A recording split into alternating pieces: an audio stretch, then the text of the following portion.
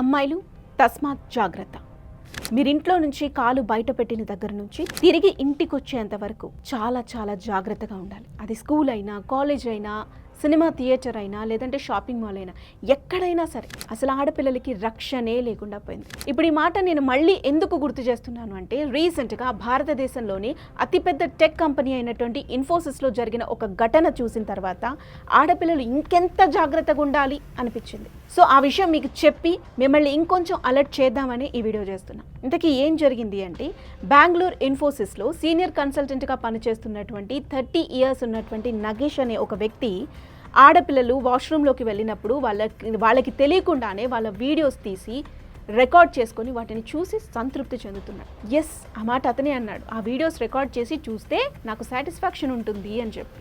ఇంతకీ అతను ఎలా దొరికాడు, ఏం జరిగింది అనే విషయంలోకి వెళితే, ఇన్ఫోసిస్లో పనిచేస్తున్నటువంటి ఒక అమ్మాయి వాష్రూమ్ యూజ్ చేసుకుందామని లేడీస్ టాయిలెట్లోకి వెళ్ళింది. తను తీరా లోపలికి వెళ్ళి డోర్ వేసిన తర్వాత ఆ డోర్కి దగ్గరలో ఉన్నటువంటి ఒక మిర్రర్లో ఒక చిన్న ఏదో బ్లింక్ అవుతున్నట్టుగా కనిపించింది. తనకి ఏదో డౌట్ వచ్చింది, ఇక్కడ ఎవరో ఉన్నారా అనే డౌట్ వచ్చి డోర్ ఓపెన్ చేసుకొని బయటికి వెళ్ళింది. తను బయటికి వెళ్ళిపోయిన తర్వాత మళ్ళీ లేదు, ఎవరో ఉన్నారు, ఏదో డౌట్ వస్తుంది అనే ఒక చిన్న అనుమానంతో మళ్ళీ లోపలికి వచ్చి కమోడ్ ఎక్కి అటువైపు నుంచి చూడడం జరిగిందనమాట. అంటే తనకి ఎక్కడి నుంచి రిఫ్లెక్షన్ వస్తుంది అనేది చెక్ చేసుకొని, సో కమోడ్ ఎక్కి పైకి చూస్తే అటువైపు నుంచి వాష్రూమ్లో కమోడ్ ఎక్కి ఆ గ్రిల్స్ నుంచి వీడియో రికార్డ్ చేస్తున్నాడు అనమాట. అది చూసిన వెంటనే ఆ అమ్మాయి గట్టిగా అరిచేసింది, బయటికి వెళ్ళిపోయి అలారం సౌండ్ చేసింది.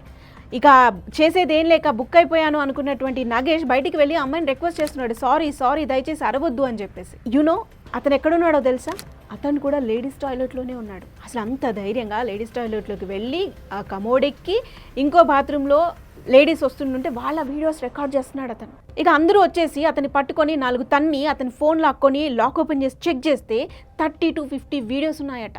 ఈ అమ్మాయి కన్నా ముందు ఆ ఇన్ఫోసిస్ ఆఫీస్లో పనిచేస్తున్నటువంటి HR వీడియో కూడా అందులో ఉంది.